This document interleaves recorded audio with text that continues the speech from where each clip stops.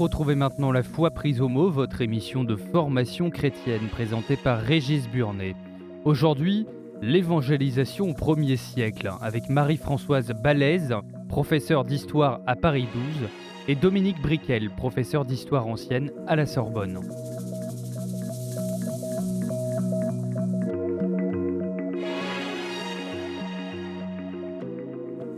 Bonjour et merci de nous retrouver pour La Foi prise au mot, votre rendez-vous hebdomadaire de formation que nous allons consacrer aujourd'hui à une question historique très passionnante, celle de la première évangélisation. Alors comment notre monde est-il devenu chrétien ? Nous allons essayer de balayer les premiers siècles de l'Église pour comprendre comment on est passé de la petite communauté de Jérusalem, massée autour de Jésus, à la religion officielle de l'Empire romain. Et pour savoir comment cela s'est passé, je vous propose de retrouver Marie-Françoise Balèze. Bonjour. Bonjour à vous. Vous êtes professeure à Paris 12 et vous venez de faire publier aux éditions CLD « Comment notre monde est devenu chrétien ». Et Dominique Briquel, bonjour. Vous êtes professeur d'histoire ancienne à la Sorbonne. Alors, je l'ai dit, on va essayer de voir comment s'est passé, selon un titre célèbre, la mission et l'expansion du christianisme. Et ce qui est intéressant dans votre livre, Marie-Françoise Balèze, c'est que vous avez choisi d'adopter une longue période, en commençant vraiment par le début, la première communauté de Jérusalem. Pourquoi est-ce que c'est important d'aller du début jusqu'à Constantin et pas de se poser la question de Constantin et de sa conversion et de l'Empire romain? D'abord, pourquoi il faut forcément partir de la fin ? C'est-à-dire de cette harmonie, cet accord entre le christianisme, l'Église désormais et l'État qui se fait sous Constantin. Il y a quand même 3 siècles avant. Et pourquoi postuler automatiquement qu'avant Constantin, il n'y avait rien du tout ? Et qu'il a retourné donc une situation. Donc ça valait le coup, au moins, me disais-je, de porter un regard sur les 3 premiers siècles. Alors évidemment, on n'a pas grand-chose. On a des choses dispersées, éclatées, peu nombreuses. On n'a pas d'archéologie, ce qui est toujours extrêmement frustrant. Jusqu'au IIIe siècle, on n'a guère d'archéologie.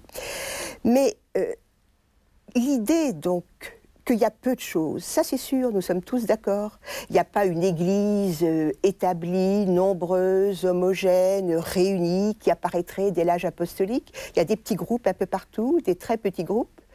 Mais la question que je me suis demandé, est-ce que ces petits groupes ont vécu repliés sur eux-mêmes, comme une secte, comme on dit souvent, ou même comme des sectes, parce que finalement ils sont très différents des uns des autres, ou est-ce qu'ils se créent des réseaux, des interrelations qui vont constituer donc la colonne vertébrale, l'armature de quelque chose qui a mis effectivement 3 siècles au moins à se construire, qui est l'Église. Alors on va commencer donc au début avec cette question de petite secte. Vous avez employé le mot secte. Voilà, vous avez employé le mot secte. Des petits groupes qui ne sont pas des sectes. Ça a quel sens le mot secte ? Est-ce que c'est le sens aussi, comment dire, un peu péjoratif que l'on a actuellement ? Je crois que chez les Romains, comme chez nous, secte est péjoratif. Oui, alors ici, dans un sens, je représente le point de vue romain, le point de vue païen. C'est clair qu'au départ, les chrétiens sont ressentis comme une secte, et d'une manière tout à fait négative. Bon, on les accuse d'être les ennemis du genre humain. Alors, ce qui est frappant, tu parlais du fait qu'ils sont peu nombreux, c'est un petit groupe. Malgré tout... Oui, des petits groupes dans leur diversité, je crois que ça aussi c'est important. Oui. Un petit groupe renvoie davantage l'image de la secte, des gens compacts. Au contraire, je crois qu'il faut insister sur la pluralité. Ce sont des groupes chrétiens différents en fonction de leur personnage de référence, les figures apostoliques servent à cela, différents dès l'origine. Le groupe, même à Jérusalem, le groupe de Jacques, c'est pas le groupe des 12. Oui. Vous avez déjà des groupes chrétiens. Justement, partons même de là. Jésus meurt, ressuscite, qu'est-ce qui se passe ? Pour moi, il y a des groupes chrétiens à Jérusalem. Il y a le groupe de Jacques. Dès le début. Dès le début. Il y a le groupe de Jacques qui revendique donc l'héritage historique de la famille de Jésus. Il y a le groupe des 12 autour de Pierre. Il y a le groupe des hellénistes autour d'Étienne. Différents donc par leur culture, différents par leur rapport au Christ. Et regardez les récits, ce qu'on appelle les apparitions post-pascales. C'est des apparitions par groupe. Qui chaque fois donc lance un groupe dans la mission.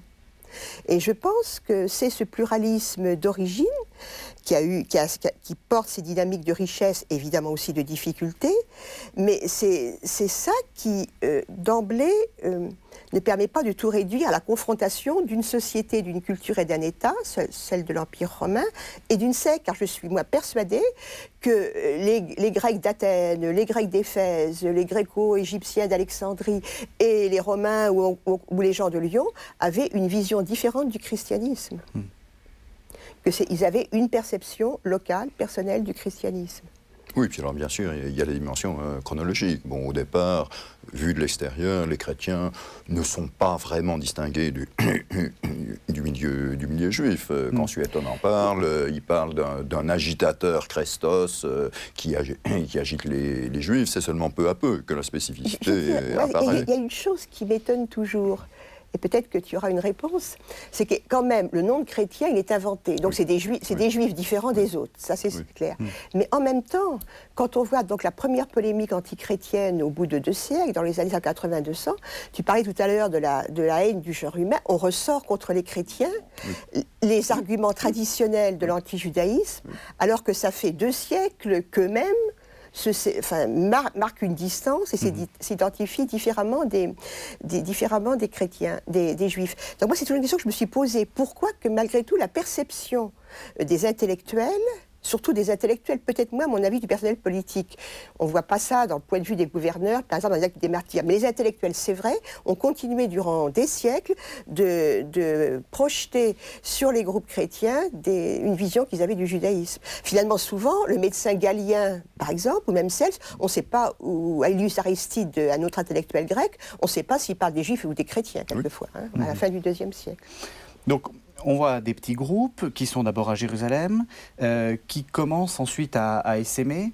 Ça se passe comment, cette mission Alors, ce qui est intéressant, c'est qu'il y a un groupe qui reste à Jérusalem, par exemple, c'est le groupe de Jacques. Il y a un groupe, celui des hellénistes, celui d'Étienne, celui de Paul, qui, par culture, par nature, par organisation, c'était les juifs hellénisés de la diaspora, eux, ils avaient vocation à circuler. Donc c'est eux, on voit bien dans les actes, qui sont le premier vecteur missionnaire. Alors après, je dirais que c'est intéressant, c'est le groupe de Pierre. On oppose toujours Pierre et Paul autour de ces 2 figures, l'apôtre des Juifs et l'apôtre des non-Juifs. Mais quand on considère finalement la mission de Pierre, c'est aussi une mission. Pierre se déplace, il parcourt les mêmes régions que Paul, il va en Asie mineure, il arrive à Corinthe, il arrive finalement à Rome. Donc il y a là encore un groupe missionnaire. Mais tous les groupes ne le sont pas, le groupe de Jacques ne l'était pas. Est-ce que ce côté missionnaire est une spécificité pour les Romains, enfin dans l'Empire romain? Est-ce qu'il y a d'autres gens qui sont un peu comme ça, prosélytes, missionnaires? Alors il y a déjà l'énorme problème du prosélytisme juif qui a été très discuté. Certains nient totalement qu'il y ait une volonté de conversion, même de diffusion de leur foi de la part du judaïsme. On peut en discuter. Dans le cas d'autres groupes, c'est vrai que toutes sortes de religions existaient et avaient leurs propagandistes. Le problème, bien sûr, avec ceux qui se définissaient comme chrétiens, qui avaient un exclusivisme, alors que dans la perception du fait religieux qui était celui des Romains, au fond, tout pouvait s'ajouter, se superposer. Il y a quand même une spécificité des chrétiens. Oui, bien sûr, c'est ça. Bon, un polythéisme, forcément, peut être très souple. Je pense qu'on peut imaginer assez facilement un premier accueil favorable des missionnaires chrétiens, dont rend assez bien compte les Actes des Apôtres dans l'arrivée de Paul à Athènes. Moi, je perçois la diffusion du christianisme comme une religion orientale parmi les autres. Donc, ils passent parmi les mêmes routes. Donc, parlons pas de missionnaires d'Isis ou de missionnaires de la déesse syrienne, mais il y a quand même des familles ou sacerdotales ou des familles de marchands c'est comme dans tous les mouvements migratoires, qui emmènent leur culte avec eux. Donc, on était habitués à entendre parler des dieux des autres. Il y avait donc une attitude d'ouverture des populations. Et c'est ce dont rend bien compte l'arrivée de Paul à Athènes, même si c'est un récit un petit peu réorganisé. Il y a un intérêt premier à entendre parler des dieux des autres, on y est habitué, ça intéresse. Puis il y a un moment donc, où se marque la différence chrétienne, et c'est là donc, où il peut y avoir un retournement de situation. Mais vous disiez c'est un exclusivisme. Est-ce qu'on peut dire que, d'une certaine façon, pour l'Empire romain, le christianisme est apparu comme une religion extrêmement intolérante Exclusif n'est pas forcément intolérant. Alors intolérant et destructeur de la religion des autres. Est-ce qu'on peut dire est-ce qu'on peut dire déjà est-ce que c'est exclusif? Enfin, est-ce que ça choque cet exclusivisme? Oui, ça a été perçu comme étant quelque chose à part et se tenant volontairement à part. Et je crois d'une manière tout à fait négative. Bon, s'ils sont considérés comme les ennemis du genre humain, ça va quand même Mais très loin. on disait la même chose des Juifs, qui avaient un statut d'exception. Oui. Donc c'est pas quelque chose de nouveau. Bien sûr. Pour les Juifs, il y avait quand même quelque chose de différent. C'est que c'est une religion liée à un peuple, et au fond, on admettait que les gens appartiennent à ce peuple et suivent les coutumes de ce peuple. C'est l'espace de tolérance, finalement, de l'État romain. D'accord, ça veut dire c'est-à-dire que tant que c'était dans le peuple, en fait, on s'en occupait pas. C'était un problème judéo-juif, si on peut dire. Et on identifiait la communauté d'immigrés de la diaspora, elle avait le droit de pratiquer le culte de ses ancêtres, de ses origines.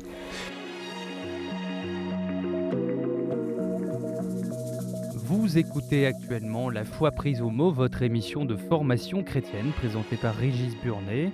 Aujourd'hui, nous parlons de l'évangélisation au 1er siècle avec Marie-Françoise Balèze, professeure d'histoire à Paris 12, et Dominique Briquel, professeur d'histoire ancienne à la Sorbonne.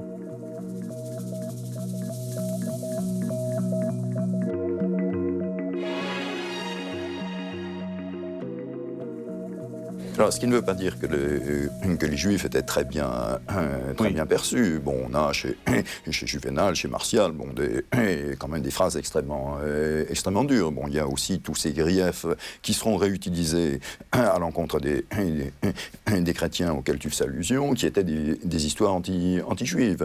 Je ne dis pas que c'était essentiel, puisqu'il y avait quand même une tolérance et une acceptation des Juifs en tant que tels. Malgré tout, il y avait toutes sortes de préjugés et un certain mépris à l'égard des Juifs. Pour les chrétiens, au départ, tant qu'ils étaient perçus comme des Juifs, il n'y avait pas de rejet parce qu'ils étaient chrétiens. C'est aussi l'épisode de Corinthe dans l'histoire de Paul. Le gouverneur romain renvoie Paul et les Juifs de Corinthe dos à dos. C'est un problème entre Juifs. Oui, et justement, ils sont gênants dans la mesure où ils suscitent, vu de l'extérieur, des incidents au sein de ce groupe juif. Bon, c'est l'histoire de Suétone. Ces juifs, ils nous embêtent, et spécifiquement parce qu'il y a un groupe qui se réfère à Christos, qui crée des troubles. Mais là, je voudrais quand même revenir sur la question des sources. Tu viens de citer Martial, implicitement tu cites Tacite quand tu parles de la haine du genre humain, il y a des points de vue d'intellectuels. Alors, qu'il y a eu très tôt. Tout le monde n'a pas fait d'histoire latine. Martial, quel siècle? Ils ont un point de vue d'intellectuels. Voilà. Et on est sur quel siècle à peu près? 1er siècle. Oui, c'est des auteurs du 1er siècle, même si Tacite et Suétone sont à cheval sur les deux, ils racontent... début du 2e siècle. Voilà. Donc il y a un point de vue d'intellectuel. Qu'il y ait eu une résistance des intellectuels du monde romain, du monde même gréco-romain, il y a aussi des intellectuels grecs, tout à fait d'accord. Mais il y a quand même d'autres sources. C'est-à-dire que pendant que les intellectuels vous disent que les juifs puis les chrétiens haïssent le genre humain, sont à part, sont sectaires, vous avez les inscriptions, par exemple, d'Asie mineure, qui vous montrent une collaboration de juifs intégrés. Alors, on peut identifier les juifs par leur nom, on ne peut pas identifier les chrétiens. Ça, évidemment, c'est gênant. Mais donc, on voit tout à fait une autre image de juifs notables, de juifs bienfaiteurs de leur communauté, de juifs actifs de leur communauté, de juifs qui vont au théâtre, de juifs qui vont au gymnase. Ça pose d'ailleurs le problème de la circoncision qu'on commence vraiment à se poser. Donc, vous avez une image de juifs intégrés qui nous montre que localement, les positions entre une religion différente, monothéiste, et les populations locales peuvent être différentes de la réaction qu'ont des intellectuels qui évidemment voient plus loin et voient plus haut et comprennent peut-être davantage l'antinomie de valeurs, les rapports antinomiques de valeurs au niveau de l'État, au niveau de la société, la conception même du religieux, alors que peut-être faut-il s'interroger aussi sur le fait d'apprécier une dynamique religieuse à l'échelle locale, par des rapports de personnes. On trouve telle personne sympathique, mangeant avec vous, participant avec vous à l'édification d'une synagogue ou d'un marché. Ben tiens, quelle est sa religion ? Est-ce qu'il n'y a pas quelque chose d'intéressant ? Donc, est-ce qu'on est en droit de généraliser le point de vue exprimé par les intellectuels du monde gréco-romain, le généraliser comme étant le ressenti immédiat, localement, de la population vis-à-vis d'un petit groupe chrétien ou d'une personnalité chrétienne. Oui, alors ça oblige à faire une analyse très fine. Et comme tu disais, il s'agit de groupes, donc il faudrait analyser cas par cas, lieu par lieu, aussi la dimension chronologique, bien sûr. Ce qui me frappe quand même, c'est qu'encore relativement tard, il y a une sorte de mépris, je crois assez général, et pas seulement lié aux intellectuels, à l'égard des chrétiens, qui sont considérés comme la lie de la population, des gens socialement très bas, alors même que ça n'est plus vrai. Mais il y a toujours un peu cet handicap. Mais comment et c'est lié quoi, à l'origine juive? Et aussi au niveau social de ce peut-être réel des premiers chrétiens, ou du moins de l'image que l'on s'en faisait. Bon, un auteur polémique contre les chrétiens comme Cels, bon, on est à la fin du XIe siècle, continue à définir les chrétiens comme étant un ramassis de gens de bas étage, des artisans... Alors, on reste dans la question des intellectuels. Ce sont toujours des griefs aussi qui sont lancés contre les fidèles d'Isis, et on sait très bien qu'il y avait des membres de la cour. Moi, ce que je pose, c'est une question de source. On est toujours dans ce discours, dans de l'expression d'intellectuels qui, évidemment, n'ont pas aimé le christianisme. Mais quand on voit, par exemple, les actes des martyrs, avec leur base, la base événementielle qu'il y a derrière le récit, si vraiment ils étaient tellement méprisés, pourquoi avoir mis les évêques à l'abri? Pourquoi le gouverneur, le préfet d'Égypte, mettait l'évêque d'Alexandrie à l'abri? Pourquoi celui de Carthage mettait dans un premier temps Cyprien à l'abri? Pourquoi que les réseaux fonctionnaient pour essayer donc d'épargner certaines poursuites? Et jusqu'au bout, jusqu'à l'exécution. Donc ils n'étaient pas méprisés, ils n'étaient pas tenus à l'écart. On estimait qu'ils avaient leur place dans la société. En particulier, quand même, pour les deux évêques de ces grandes villes que sont Alexandrie et Carthage, ils ont été épargnés et mis à l'écart, donc protégés, et par le gouverneur romain et par leur environnement. Ce qui leur a été d'ailleurs reproché par les chrétiens qui ont dit pourquoi ils n'ont pas été martyrisés. Alors, je continue, je reprends ma petite communauté. Elle est en train de on est au tournant du 1er siècle, on va dire. Elle est en train de d'essaimer. Elle est répandue où? Quelles sont ces grandes bases? Est-ce qu'elle est très, très présente à Rome, par exemple? Oui, je crois qu'on peut le dire. Dès le 1er siècle, elle est très présente à Rome. Elle est très présente à Rome. Et dans un christianisme... En quelle quantité? On est sur des masses? On est sur des dizaines. Oui, alors bien évidemment, on est incapable de le chiffrer. N'empêche qu'il est très frappant. Bon, quand Paul va à Rome, il y a déjà des chrétiens pour l'accueillir. Le problème, qu'on ne sait pas du tout comment ça s'est fait. Tu fais allusion simplement au phénomène de la diaspora, au fait qu'il y avait des tas de circulations qui nous échappent parce qu'on n'a aucun moyen d'être informé. C'est le mouvement de la diffusion des religions de l'Orient. Ce qui est révélateur quand même, c'est que les chrétiens de Rome, comme les juifs de Rome, parlent grec, et que les chrétiens de Lyon parlent grec à l'origine. Et Irénée vient de Smyrne, vient de l'Orient grec. Donc c'est vraiment tout ça, la dynamique donc, de ces courants migratoires qui viennent de l'Orient. Mais par contre, on ne peut pas savoir combien ils sont. Non, le premier chiffre qu'on a, c'est au tournant des 2e, 3e siècles. Il y a 40 prêtres, si je me souviens bien. Donc on fait des pourcentages. Voilà, combien de prêtres par personne. Mais déjà, on discute aussi du chiffre de la population romaine, qui n'est pas tellement stable. Donc on ne sait même pas combien il y a d'habitants à Rome. Donc, alors, s'agissant du christianisme, il y a une énorme diversité régionale. Oui. D'ailleurs, le problème se pose encore à l'époque de Constantin, parce qu'au fond, Constantin était plutôt lié à l'Occident, qui est sans doute une des zones les moins christianisées. Oui. C'est cette notion de diversité régionale que je trouve qui m'a incité à passer dans une étude de longue durée. On ne peut pas dire, comme on dit souvent, l'empereur était à Rome, où depuis la cour, d'abord l'empereur n'était pas toujours à Rome, mais il ne voyait pas grand-chose en tant que chrétien. Ce qui ne veut pas dire qu'il n'y avait pas des points à Alexandrie, certainement, à Éphèse, certainement, où il y avait vraiment ce que j'appelle une visibilité sociale, qui faisait réagir dans un univers de proximité. C'est pour ça aussi que dans un cadre de proximité. C'est pour ça aussi que il faut comprendre le système des persécutions. Jusqu'en 250, pour des raisons politiques sur lesquelles on reviendra, il n'y a pas de persécution générale. La réaction chrétienne, elle est toujours locale. Elle est différente dans le temps, elle est différente dans la forme, elle est différente dans l'intensité.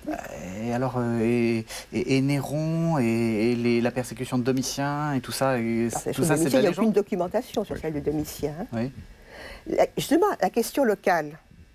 L'Apocalypse traite d'une persécution. L'Apocalypse a été écrite en Asie mineure par un chrétien de Milet. Ça ne veut pas dire que c'est Domitien à Rome qui prend position pour les chrétiens. Hein. Donc vous pensez qu'il y a donc, des petites communautés chrétiennes dans des villes très diverses et qui... Quelquefois assez grandes. Quelquefois assez grandes, et qui par moments sont en but à des sortes de mouvements d'humeur, on va dire, sporadiques, qui ne sont pas gouvernés depuis Rome. Quant à l'incendie de Néron, je crois qu'il y a des bons arguments pour dire que c'est... Alors, la question intéressante, c'est pourquoi on a pris les chrétiens comme bouc émissaire. Là, on peut poser la question peut-être du prosélytisme. Mais ils ont brûlé vifs, ils ont été condamnés comme incendiaires, pas pour des raisons religieuses. Mais souvent, les persécutions, effectivement, c'est lié à des phénomènes locaux. Bon, la question a été posée depuis longtemps à propos de Lyon. Est-ce que c'est une sorte de rivalité les martyrs de Lyon, les fameux martyrs de Lyon, oui. Les sectateurs de Cybèle. Bon, et au fond, déjà, pour saint Paul, la Diane des Éphésiens, bon, oui. Certains pouvaient estimer qu'il y avait une concurrence déloyale et qu'ils risquaient de perdre leurs avantages. C'est souvent des réactions très terre-à-terre. Parce que toutes ces religions étaient en concurrence ? Pas vraiment. Est-ce que c'est une... Pas vraiment. Il y avait aussi, un peu comme maintenant, il y avait...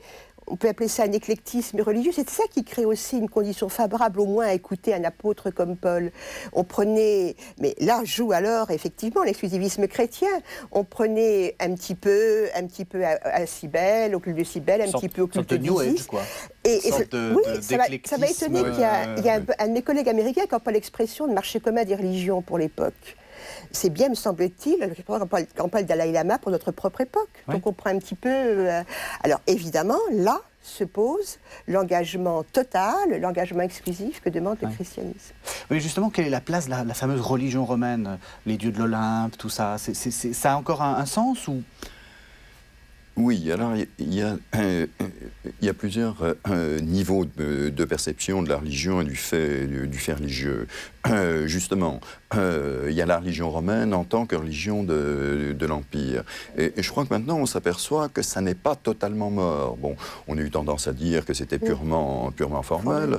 Je crois quand même qu'il faut se situer dans une perspective où un État est nécessairement religieux et au fond l'Empire ne peut pas ne pas avoir de religion et l'histoire... De religion unificatrice, de religion d'Empire. C'est ça, c'est un culte à l'empereur et puis à quelques... Oui, ou au dieu de l'Empire. Oui, mais effectivement, vous avez raison de dire que même le culte impérial entre là-dedans. Bon, ça ne voulait pas dire, et on le sait bien maintenant, qu'on considérait l'empereur comme un dieu. D'ailleurs, il n'était divinisé qu'après sa mort, et il y avait une sorte de contrôle a posteriori, on pouvait lui refuser la divinisation, mais n'empêche qu'il y avait l'idée de quelque chose qui dépassait l'individu et qui passait par la personne même de l'empereur. Et plus généralement, la religion était tellement liée à la perception qu'on se faisait du monde romain dans sa diversité.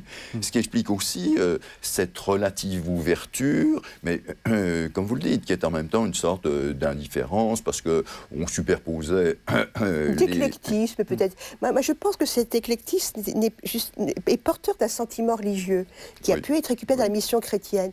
Indifférence, éclectisme, donc... Où est Dieu, où est le divin, sous quelle forme on peut l'atteindre?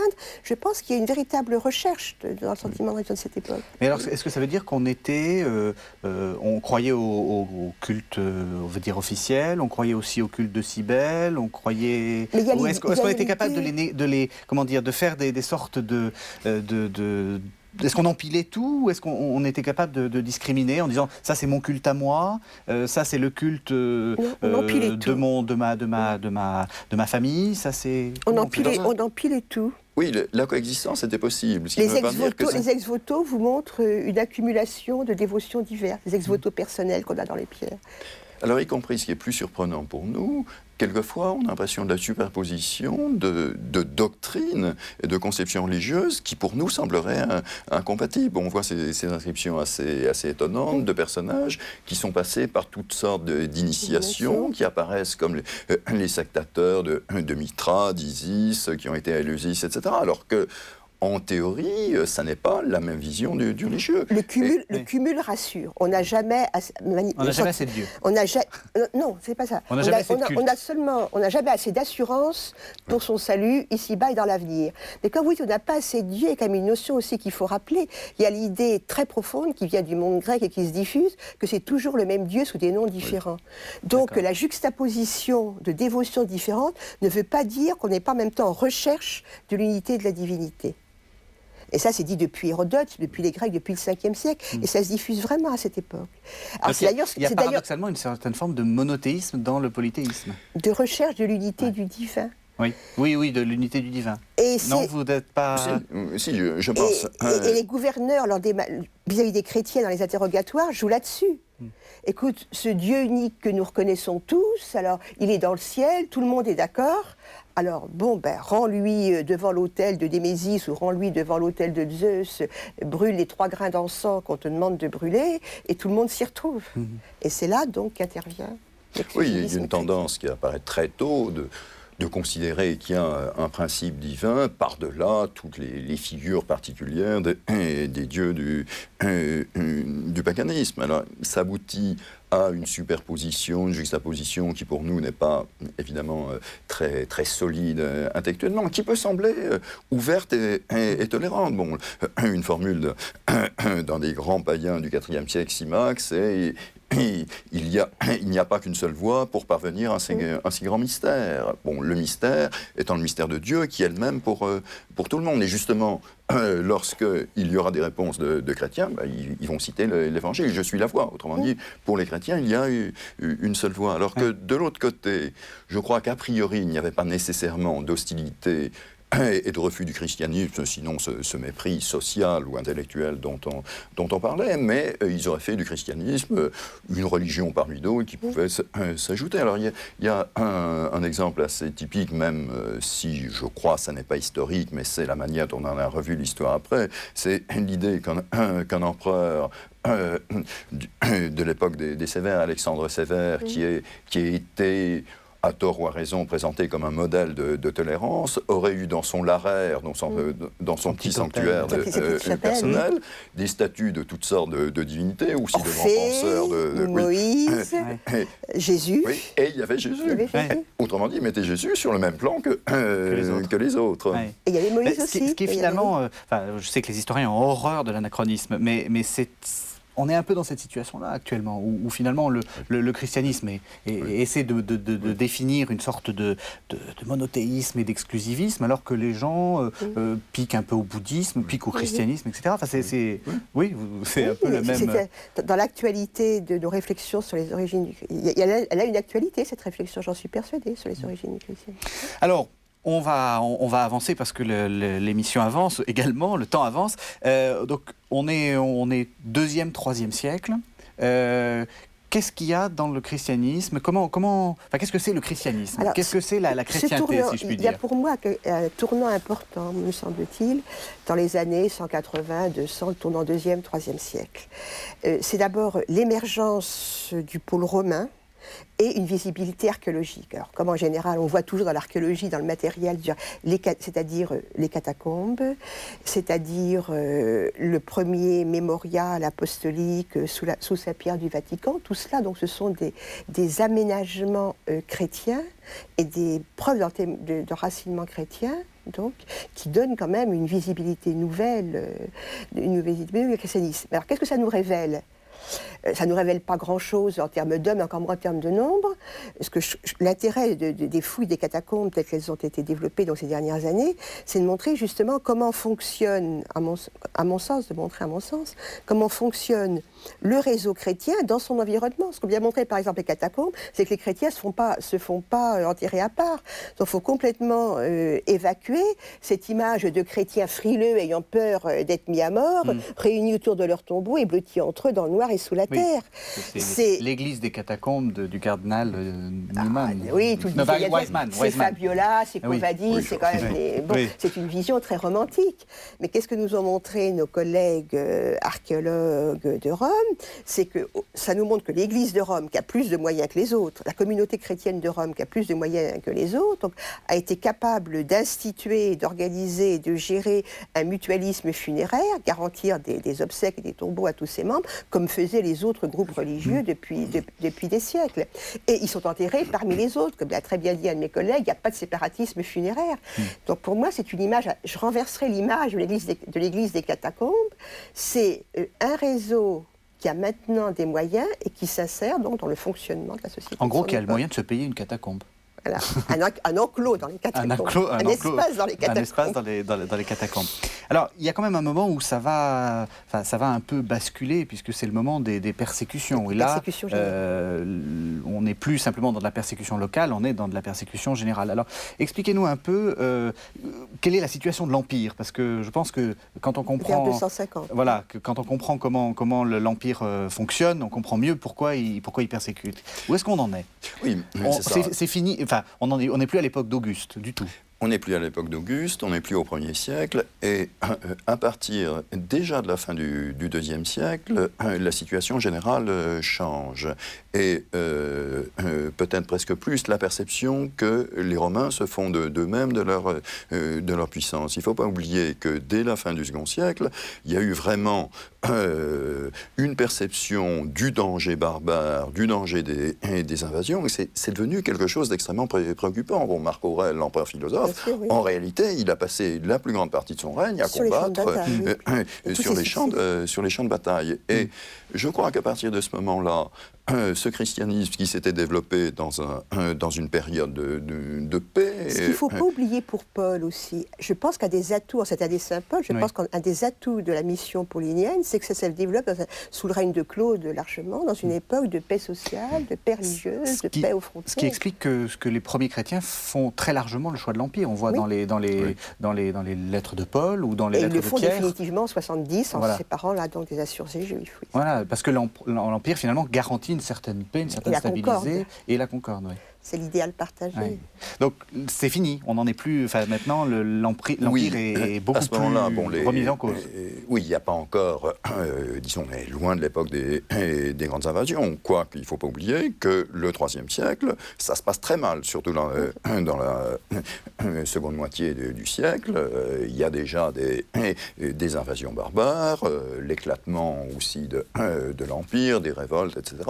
Vraiment, c'est une période qui est difficile. Plus la crise dynastique. Oui. Il n'y a pas une famille qui arrive à s'installer au pouvoir. Il y a aussi la stabilité politique. Oui, donc c'est une période qui est quand même sentie comme une période extrêmement difficile. Et à partir de ce moment-là, alors que le christianisme, tu parlais de l'aspect mépris intellectuel, il commence à y avoir des penseurs chrétiens, et certainement les païens le savaient et ne pouvaient pas en faire abstraction. À ce moment-là se développe une hostilité au christianisme qui est liée au changement de situation. On sent que l'Empire est en crise et les chrétiens sont perçus comme un danger. Il y a un aspect assez pathétique, là tu fais allusion à cet auteur païen, Cels, qui critiquait les chrétiens. Bon, on a perdu son œuvre, mais heureusement, comme il était réfuté par Origène, Origène nous a donné son texte. Je trouve qu'il y a un côté extrêmement pathétique, parce qu'il y a une sorte d'appel à la solidarité des chrétiens, en disant ce qui est important maintenant, c'est de sauver notre monde, de sauver notre empire, et vous devez vous aligner sur l'attitude générale. Vous ne devez pas faire revenons sur le compromis des chrétiens. Oui. Parce que les chrétiens, depuis la première épître de Pierre, c'est-à-dire depuis les années 70, 80, 90, ils prient pour les autorités. Clément de Rome. Mais donc, ils se situent donc dans un cadre de loyalisme affiché, mais on leur demande plus. Alors, où se situe donc la rupture? C'est finalement sur la notion de religion et le rapport du religieux au politique. La religion... Je ne sais pas ce que tu en penses, mais la religion dans le monde antique, grec et romain, elle a d'abord pour fonction de créer du lien social. Oui. Donc d'être la colonne vertébrale de l'État. Finalement, ce que croient les gens, c'est leur fort intérieur, on ne se préoccupe pas trop de ce qu'ils croient, mais ils doivent donc, par leur participation extérieure collective, témoigner de l'unité et de la concorde de la cité ou de l'État ou de l'Empire à laquelle ils appartiennent. Donc finalement, la première persécution, la persécution de Dès en 250, moi je l'aperçois comme... Je la conçois comme le devoir de pratique obligatoire. Si on est un bon citoyen et intégré à l'Empire, on doit célébrer les sacrifices avec les autres. Donc le conflit se fait là, sur la question donc d'une pratique sacrificielle, d'une pratique rituelle collective qui devient obligatoire. Et auquel les Juifs en sont protégés par leur statut d'exception qui remonte à César, on leur maintient ce statut d'exception. Les chrétiens qui n'ont pas cette garantie légale sont dans le collimateur. Est-ce que c'est une pensée magique dans le sens où on dit si tout le monde ne participe pas à ce culte national, l'Empire va être affaibli? Est-ce que les dieux ne seront pas favorables à l'Empire? Oui, certainement. Il faut bien avoir conscience du fait que la religion est omniprésente. Et dans un sens, la notion de laïcité est absurde. Bon, un État ancien ne peut pas être laïque. Et c'est au fond un peu ce que proposent les chrétiens, avec la séparation de la religion et de l'État, dès les évangiles, et même, je dirais, à mon sens, dès Paul, dès l'Épître aux Philippiens, cette idée donc que le politique ne peut pas absorber le religieux, ni le religieux coïncide exactement au politique, ce principe de séparation, il est aux origines du christianisme, et c'est inconcevable dans l'État antique. Oui, et si on veut, le religieux peut, à nos yeux, ne pas être religieux, parce que tout dépend de cette religion conçue d'une manière assez ritualiste. Et finalement, ce qu'on attend, c'est souvent des avantages très, très terre-à-terre pour soi-même et à un niveau plus général pour l'Empire. Sinon, tout va se casser la figure. Et dans un sens, bon là, on sait, allusion peut-être à des résonances que ça peut avoir aujourd'hui, on sait bien que chez nous aussi, il y a des gens qui identifient leur perception du fait religieux ou de la chrétienté, disons, avec une certaine conception de la société, de la culture et du monde. Mais de la part d'un homme antique, ça n'est pas évident d'imaginer, justement, comme tu disais, cette séparation, rendez à César ce qui est à César et à Dieu ce qui est à Dieu. Et en pratique, quand tu fais allusion à ce problème de pratique, comme au fond la religion était omniprésente, ça veut dire que les chrétiens se mettent totalement à part. Toutes les fêtes, bon, le théâtre, ne parlons les pas banquets, ces fameux banquets publics, même les spectacles de l'amphithéâtre, ils sont dédiés aux dieux. Tout est... Et donc ils étaient un peu parias. Oui, les chrétiens se mettant à part sont considérés, là je reprends l'expression de Tacite, comme les ennemis du genre humain. Et dans une situation qui est une situation quand même d'empire qui se sent comme un empire en crise, bon, ça devient des traîtres. Oui.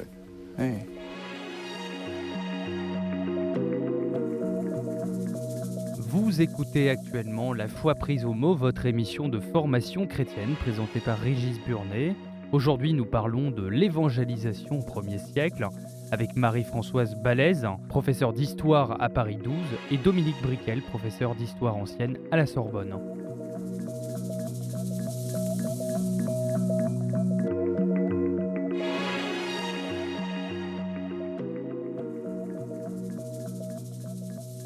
Oui, c'est très clair. Alors, parce qu'on va avancer, parce qu'il reste qu'un petit quart d'heure, et donc j'aimerais arriver quand même à Constantin. Quand même, il y a une persécution, ça veut dire qu'il y a quand même un peu de monde là. Si l'Empire prend une décision au niveau global... C'est-à-dire que l'intérêt, passez-moi l'expression des persécutions, c'est d'avoir outé les chrétiens, comme on dirait aujourd'hui. Jusque-là, tant qu'il n'y avait pas eu ces édits généraux, donc de pratiques obligatoires, ils allaient ou ils n'allaient pas, ou ils assistaient de loin à telle ou telle célébration. Mais à partir du moment donc, où il faut un certificat de sacrifice, ce que l'empereur Dès avait institué, donc il y a une espèce d'aspect général des chrétiens, et là, les chrétiens s'outent, ils sont forcés de se manifester. Donc à ce moment-là, on prend sans doute davantage conscience de leur importance sociale, sinon numérique.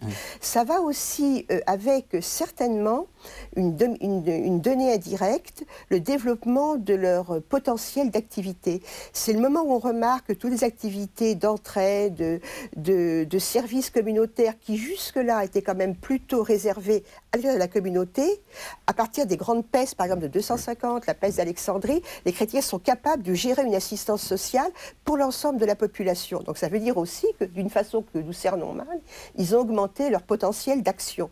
Donc leur importance, leur visibilité numérique ou sociale, comme vous voulez, ressort de ces deux faits. Ils sont forcés de se déclarer chrétiens publiquement, et d'autre part, on constate qu'ils ont de plus en plus de moyens d'action. C'est la situation de 250. Voilà, on est en 250, maintenant on va gagner 50 ans. Qu'est-ce qui se passe? Où est-ce qu'on en est dans les années 300? Alors pour ce qui est de l'aspect numérique, là je crois qu'il faut avoir conscience, je reviens toujours sur la même idée, de l'énorme diversité. Des situations locales. Oui. Et grosso modo, entre l'Ouest et l'Est, ça n'est pas du tout la même chose. Dans l'Ouest, il y a des zones où sans doute les chrétiens sont déjà assez nombreux. L'Afrique et Rome et beaucoup de grandes villes. Bon, la Gaule est certainement assez en retard à cette époque-là. Bon, en Orient, tu as parfaitement raison de le dire, il y a une visibilité énorme et on s'aperçoit que... Dans le moment de la peste d'Alexandrie, les chrétiens sont dans les rues. Donc là, on les voit. On les voit, oui. Et justement, l'Église est capable, même en tant qu'organisation, de prendre en charge des services collectifs. Bon, dans l'ouest de l'Empire et dans les zones justement qui étaient sous la juridiction directe de Constantin, c'est certainement beaucoup moins le cas. Alors parler de zones, à mon sens, on peut peut-être le faire en Asie mineure, au centre de l'actuelle Turquie, mais c'est quand même très, très rare qu'on puisse parler de zones, de petites régions chrétiennes à l'échelle de la région. Oui, c'est juste des villes, des communautés, c'était encore un réseau mal... Des noyaux. Des noyaux, oui, là, c'est ça, des noyaux. Alors, qu'est-ce qui va faire que l'attitude de l'Empire va changer vis-à-vis des chrétiens? Alors, on a parlé de la persécution d'Édesse, elle dure un an, enfin 250-251 en gros, enfin, ou peut-être jusqu'en 252. Alors, commence une période d'alternative avec ce qu'on appelle les petites paix de l'Église, mais les empereurs sont pris... François nous l'expliquer, sont pris entre deux positions, persécutés, mais pas persécutés pour éradiquer le christianisme, je pense que tu es d'accord, et persécutés pour réintégrer les chrétiens dans la communauté civique, nationale, impériale, il faut bien aussi voir cela. Et puis, donc, on comprend mieux l'alternative, qui est de reconnaître, qui est celle de la liberté religieuse ou d'une tolérance accrue, par exemple, Galère et d'autres. Et c'est quand même aussi intéressant de voir que c'est la période où l'idée de liberté religieuse, qui va s'exprimer dans l'édit de Milan, commence à germer, portée par les chrétiens au départ, portée par des gens comme Tertullien, par exemple. Ce qui suppose une certaine, déjà, ce que vous disiez, la séparation de l'Église et de l'État, enfin, si on peut dire. S'il y a déjà une tolérance religieuse, c'est que on conçoit qu'il puisse y avoir plusieurs religions et pas une seule... Oui, la formule, c'est que chacun puisse honorer le Dieu qu'il veut, suivant la pratique, la forme cultuelle qu'il veut. Ça ne veut pas dire pour autant que la religion d'Empire a disparu. Oui, parce que dans un sens, il y a une tolérance païenne qui est une sorte de laisser-faire. De laisser-faire. Ce qu'on disait tout à l'heure, on peut superposer les choses. Et on retombe toujours sur le cas particulier que pouvait représenter le christianisme. Alors, le problème se pose vraiment d'une manière cruciale, et c'est ce qui aboutit à la grande persécution, qui est la dernière. Oui.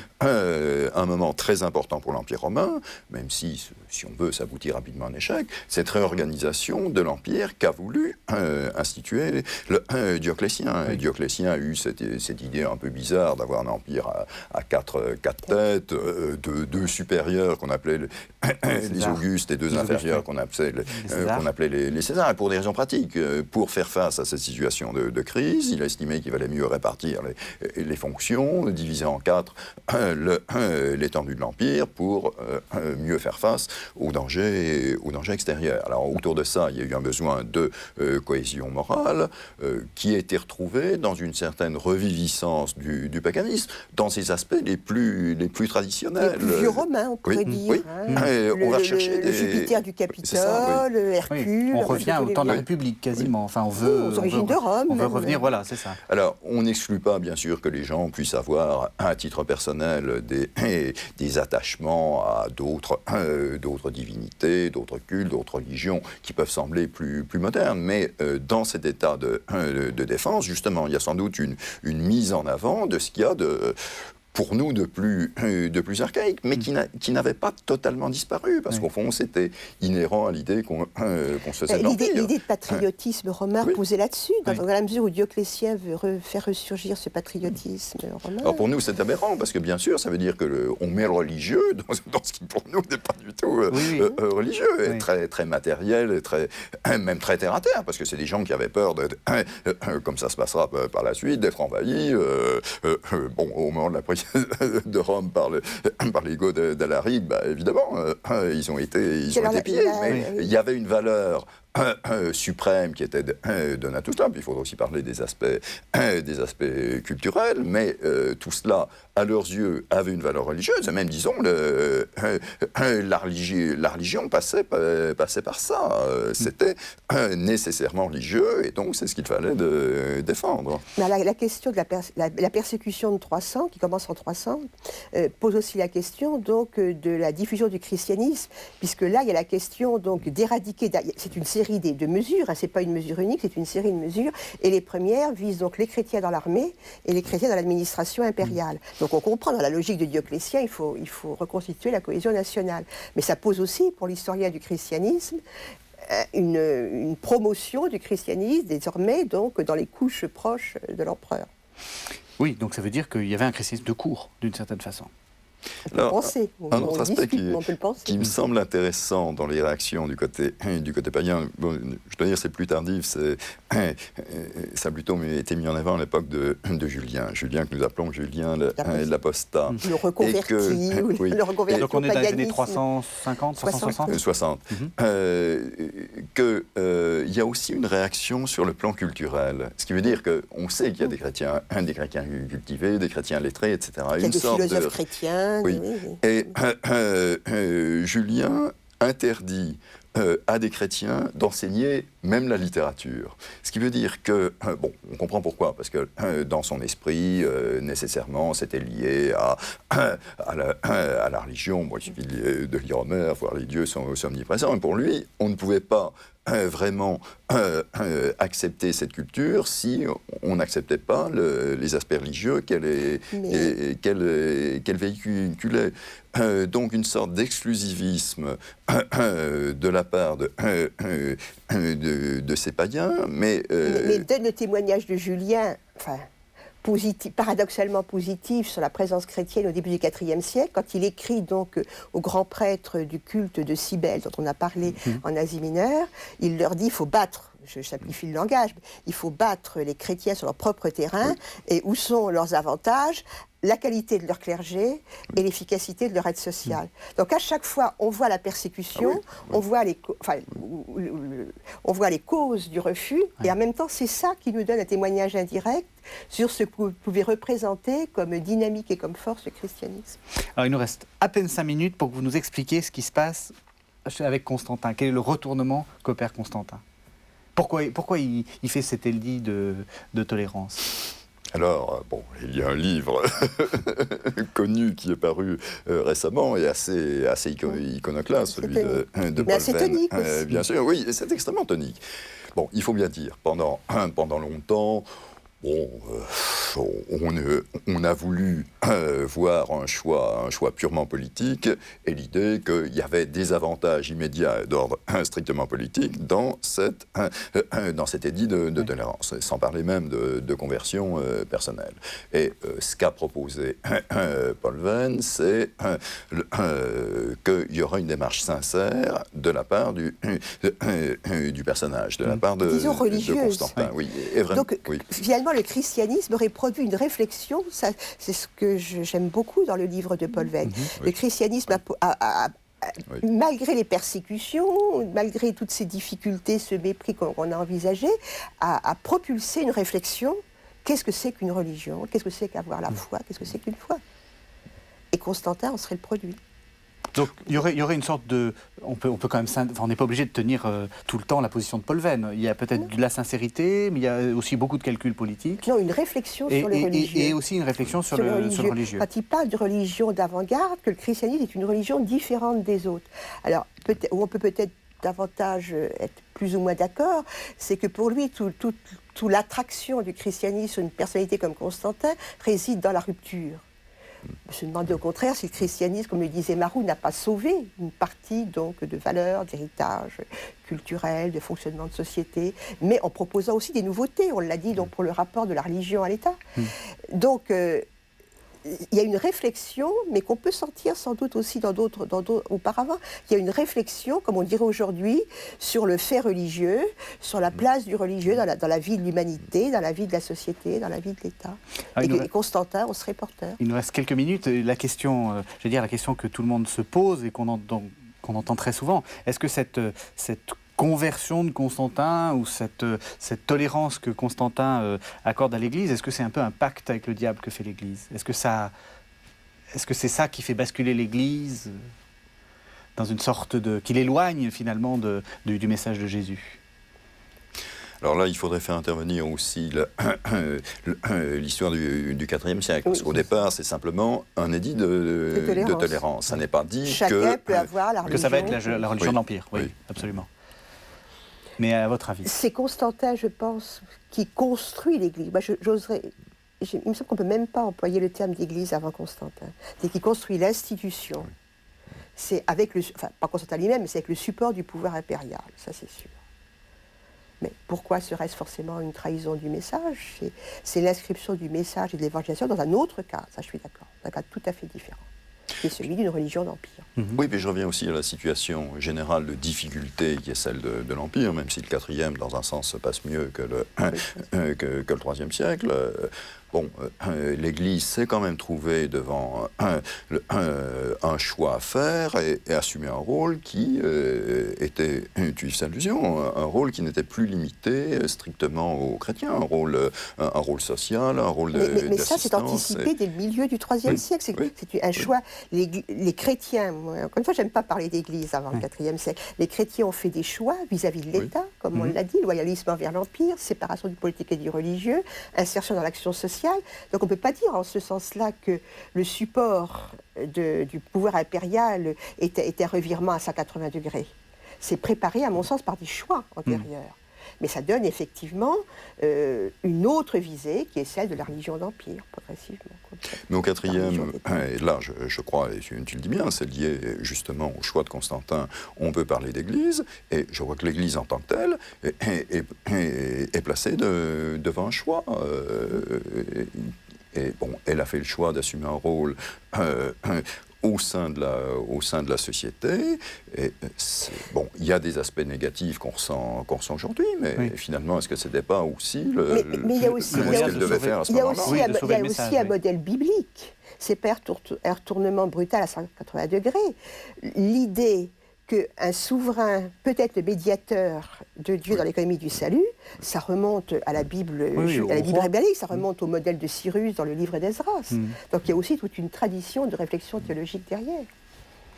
Mais écoutez, merci à tous les deux. Donc je rappelle, Marie-Françoise Basselès, votre livre « Comment notre monde est devenu chrétien ». C'est donc publié aux éditions CLD. Merci de nous avoir fait comprendre un peu mieux comment justement le monde est devenu chrétien, c'est-à-dire comment le christianisme s'est répandu. Merci, on se retrouve donc pour un nouveau numéro de La Foi prise au mot la semaine prochaine. Merci de nous avoir suivis. Merci à tous les deux. Merci.